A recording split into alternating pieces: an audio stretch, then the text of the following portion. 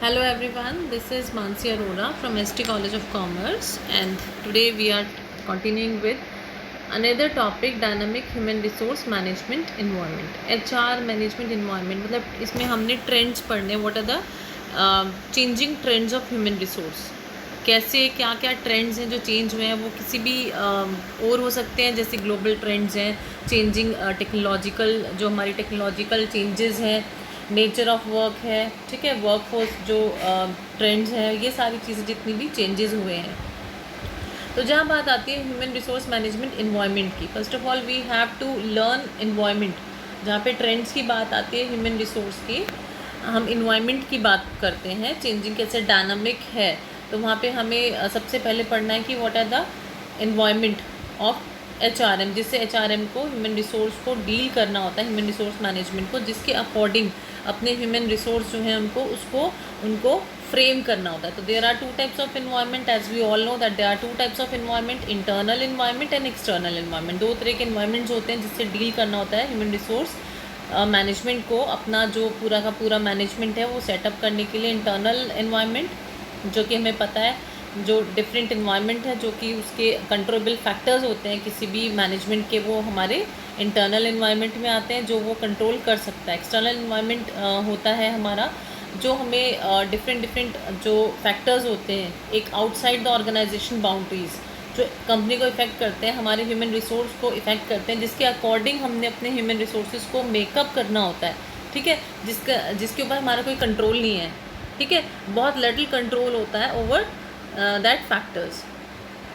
अब हमारा ये डायग्राम हमें शो करता है कि कौन कौन से इंटरनल और एक्सटर्नल हमारे ट्रेंड्स होते हैं, कौन कौन से फैक्टर्स होते हैं, not trends, it is factors.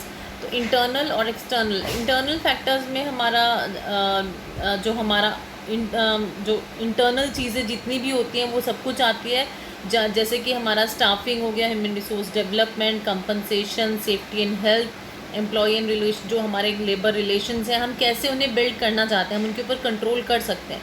लेकिन जहाँ बात आती है हमारे एक्सटर्नल फैक्टर्स की, जैसे टेक्नोलॉजिकल चेंजेस क्या क्या हुए हैं, ठीक है, शेयर होल्डर्स की क्या डिमांड है, अकॉर्डिंग टू विच वो अपना वर्क है या अपने चेंजेस हैं जो कराना चाहते हैं ऑर्गेनाइजेशन के अंदर, लेबर मार्केट हमारी कैसी है, कंपटीशन कैसा फेस करना पड़ रहा है, कितने कितने चेंजेस हैं, हमारा कितना कम्पिटिटिव हो गया है हमारा मार्केट, हमारे कस्टमर्स क्या चाहते हैं, हमारी इकोनॉमी कैसी है, लीगल कंसिडरेशंस क्या क्या हैं, ये सब हमारी क्या होते हैं, अनकंट्रोलेबल फैक्टर्स। फाइन। तो एक्सटर्नल एनवायरनमेंट हमारा इस सब पे बेस होता है, ठीक है, जिसके अकॉर्डिंग हमें अपने ह्यूमन रिसोर्स को मैनेज करना होता है, या हम कह सकते हैं कि जिसके अकॉर्डिंग हमें अपने ह्यूमन रिसोर्स को चार्ज करना होता है, मेक करना होता है, उनको रेडी करना होता है टू डील दैट फैक्टर्स।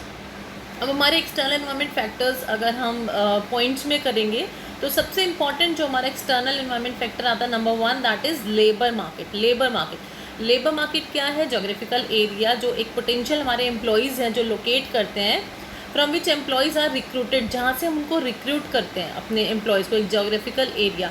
तो वो चेंजिंग होता है और अपना उसका एक इफेक्ट होता है अपने, हमें हम उसको अकॉर्डिंगली हमें उसमें डील करना होता है, हम उसको चेंज नहीं कर सकते, हमें क्या चाहिए उस पर डिपेंड नहीं करता, बट लेबर मार्केट हमारी कैसी है, उसमें से हम कैसे चीज़ों को कैसे अपने जो हमें चाहिए, जो हमें पोटेंशियल्स चाहिए, उनको हम चूज़ कर सकते हैं, ठीक है, जो कि अनकंट्रोलेबल है, हमें कैसे उसको फिर अकॉर्डिंगली डील कराना है अपने ऑर्गेनाइजेशन से, वो हमें देखना होता है।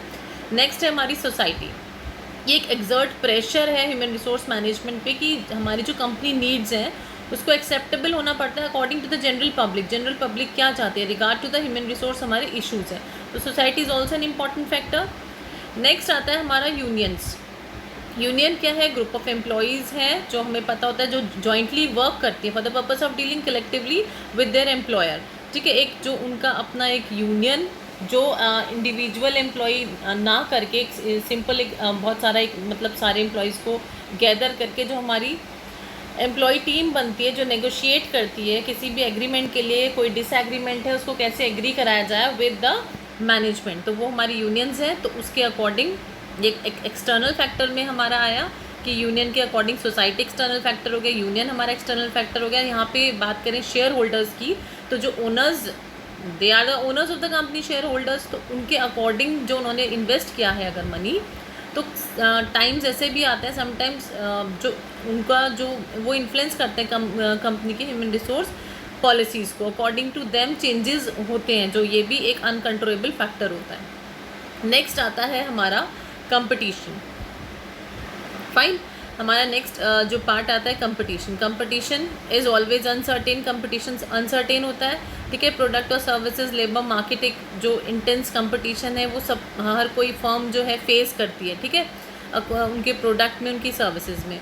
तो एक सप्लाई ऑफ कम्पिटिटेंट, जो एक कम्पिटिटेंट एम्प्लॉयज़ है वो हमें प्रॉस्परस या ग्रो कर सकता है हमारे ऑर्गेनाइजेशन को, अगर हम उसको मेंटेन करेंगे। तो ह्यूमन रिसोर्स को कैसे मैनेज करना है, कंपटीशन जो है उसको फेस करने के लिए, ये भी हमें एक बहुत बड़ा जो एक प्रॉब्लम है वो फेस करनी होती है किसी भी ह्यूमन रिसोर्स को अपने मैनेजमेंट को बनाने के लिए। अपने ह्यूमन रिसोर्स मैनेजमेंट को एक जो एक कम्पिटेंट एम्प्लॉयज़ हैं उनकी रिक्वायरमेंट होती है, उसके अकॉर्डिंग हमें, कंपटीशन के अकॉर्डिंग हमें अपने HR को चूज़ करना होता है, मैनेज करना होता है। नेक्स्ट है हमारा कस्टमर्स।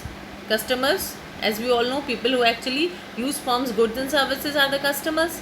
फाइन, तो कंपनी इंश्योर करती है ऐसे एम्प्लॉयज़ को, स्टाफ को जो एबल होते हैं प्रोवाइड करने में गुड क्वालिटी एंड सर्विसेज। तो ह्यूमन रिसोर्स का ये भी एक बहुत इंपॉर्टेंट एक्सटर्नल फैक्टर है कि कंपनी की रिक्वायरमेंट्स क्या हैं, ठीक है। ऐसे एम्प्लॉयज़ को हायर करना who are able to provide, मतलब उनके पास ऐसी टेक्निक्स हैं, टेक्नोलॉजिकल स्किल्स हैं, ऐसे जो HR हैं हमने हायर करे जो क्वालिटी प्रोडक्ट्स और सर्विसेज हमें प्रोवाइड कर सकें। नेक्स्ट आता है हमारा टेक्नोलॉजी, जो रैपिड डेवलपमेंट, टेक्नोलॉजिकल डेवलपमेंट्स होते ही रहते हैं, जो ऐड करते हैं, एडिशनल प्रेशर ऐड करते हैं किसी भी कंपनी के ऊपर, कैसे अपने वर्क को, कैसे अपने HR को मोर एंड मोर टेक्नोलॉजिकल हम कम्पिटेंट बना सके, हमें बनाना है या हमें उस तरह से चूज़िंग करना है, उस तरह से हमें उसको तैयार करना है, रेडी करना है, ठीक है। तो ये भी एक ह्यूमन रिसोर्स को मैनेज करने का एक एक्सटर्नल फैक्टर होता है। नेक्स्ट आती है हमारी इकोनॉमी। इकोनॉमी क्या है? इकोनॉमी एक बहुत इम्पॉर्टेंट इम्पैक्ट डालती है ह्यूमन रिसोर्सेज, जो हमारे इश्यूज़ हैं, क्या इकोनॉमी है, कब बूम है, कब डाउनफॉल्स चल रहे हैं, ठीक है। जब इकोनॉमी में बूम चलता है तो it is very difficult to recruit qualified workers. बहुत ज़्यादा मुश्किल हो जाता है रिक्रूट करना क्वालिफाइड वर्कर्स को at the time of booming. और जब डाउन टर्न होता है तो chances of more applicant will be available. तो ये एक ह्यूमन रिसोर्स मैनेजमेंट का ये भी एक कंपोनेंट हुआ, ये भी एक फैक्टर हुआ हमारा इकोनॉमी, ठीक है। इकोनॉमी के अकॉर्डिंग हमारा मैनेजमेंट चलता है ह्यूमन रिसोर्स। अनएंटिसिपेटेड इवेंट्स, जैसे हमें पता ही है, अनएंटिसिपेटेड जिनको हम नहीं देख सकते, ठीक है। कोई भी डिज़ास्टर है, चाहे वो मैन मेड है चाहे नेचुरल है, requires a tremendous amount of adjustment चाहिए with regard to human resource management. Next आता है हमारा legal consideration. Legal consideration different countries की अलग होती है, और अपनी कंट्री में हमें each country have to follow their own laws, ठीक है, अकॉर्डिंग टू विच जो ह्यूमन रिसोर्स इश्यूज़ हैं उनके साथ डील किया जाता है। तो students, today we have discuss these factors. Now in next class we will another dynamic factors of HRM. This is all for today. Thank you.